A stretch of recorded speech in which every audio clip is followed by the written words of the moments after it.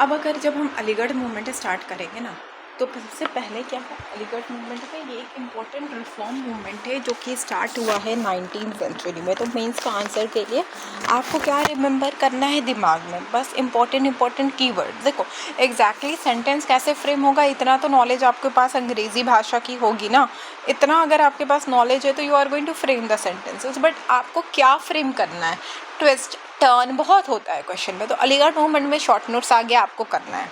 तो important reform movement है, कौन सा मूवमेंट है, रिफॉर्म मूवमेंट है ऑफ द 19th सेंचुरी। ठीक है, पहला लाइन हो गया, by sir Syed Ahmad Khan. Aim क्या है, modernise Muslim society and promote the modern education. पहला क्या ऑब्जेक्टिव है कि मॉडर्नाइज करना मुस्लिम सोसाइटी को, एंड दूसरा क्या है, प्रमोट करना मॉडर्न एजुकेशन। ठीक है, modernise Muslim society and promote करना मॉडर्न एजुकेशन। तो 2M, ठीक है, 2M क्या है, एम है। अब क्या है, सर सैयद अहमद खान लीडर होते हैं। इनिशियली ये क्या हुए थे, ईस्ट इंडिया कंपनी में ये काम किए थे, तो ये understood the importance of English education and modern education.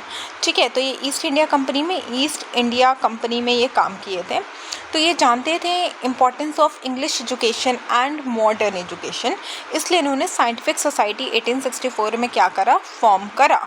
Scientific society 1864 में फॉर्म करा। कब फॉर्म करा, 1864 में साइंटिफिक सोसाइटी फॉर्म करा। 1864 में क्या फॉर्म करा, तो साइंटिफिक सोसाइटी फॉर्म करा। इन्होंने पब्लिश करा एक बुक, ठीक है, तहजीबुल हक इन पर्शियन।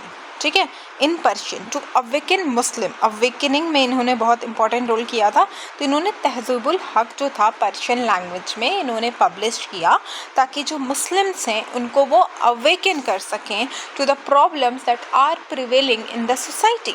ठीक है, तो तहजीबुल हक पर्शियन में करा, क्यों करा, ताकि वो जितने भी मुस्लिम्स हैं मुस्लिम्स को अवेकनिंग दे सकें कि क्या प्रॉब्लम्स हैं, क्या चल रहा है। ठीक है, publish Tahzibul Haq in Persian to awaken Muslim. Objective क्या था, help Muslim community jobs in East India Company, ताकि वो मुस्लिम कम्युनिटी को हेल्प करे, ताकि वो जॉब्स एडमिनिस्ट्रेटिव सर्विस वगैरह में उनको मिल सके।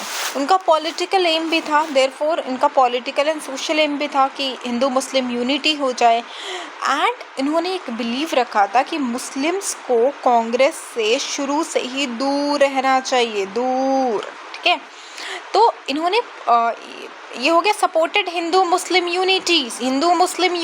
ठीक है, believed Muslim should stay away from Congress in the beginning, establishment of educational institution. तो इन्होंने क्या हुआ, ही फाउंडेड, ऑब्जेक्टिव क्या था, मुस्लिम्स को जॉब मिली इंडियन एजुकेशन सोसाइटी में, ईस्ट इंडिया कंपनी में, इसलिए उन्होंने फॉर्म करा United India patriotic organisation association, United India patriotic association. Objective क्या था इसका, कि वो मुस्लिम्स को जॉब मिले एडमिनिस्ट्रेटिव सर्विस में ईस्ट इंडिया कंपनी में, इसलिए इन्होंने फॉर्म करा यूनाइटेड इंडिया पेट्रियोटिक एसोसिएशन 1887 में। ठीक है, supported Hindu Muslim unity, believed Muslim should stay away from Congress in the beginning, establishment of education institute. 24 में 1875 में Mohammed Anglo Oriental college form होता है। एंड इसमें क्या होता है, 24 में 1875 में मोहम्मद एंग्लो ओरिएंटल कॉलेज। ठीक है, कंबाइंड मॉडर्न वेस्टर्न एजुकेशन को इस्लामिक वैल्यू के साथ क्या किया गया, यहाँ पे कंबाइन किया गया।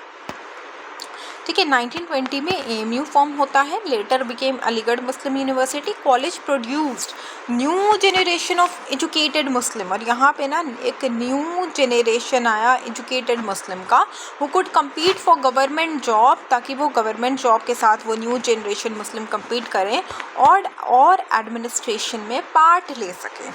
Now role of British and spread, British supported because they saw it modern loyalist effort. ठीक है, ब्रिटिश का सपोर्ट है, कि अगर आप ब्रिटिश का रोल देखो तो हाँ ब्रिटिश ने सपोर्ट करा, क्योंकि ये मॉडर्न लॉयलिस्टिक एफर्ट देखे ब्रिटिश ऑफिसर, जैसे कि थियोडोर बेक जो कि प्रिंसिपल थे कॉलेज के, एंड लॉर्ड नॉर्थ बुक। ठीक है, इन्होंने प्रोवाइड करा फाइनेंशियल एड, क्योंकि वो भी तो ज़रूरी है ना, तो ये दोनों ने फाइनेंशियल एड प्रोवाइड करा।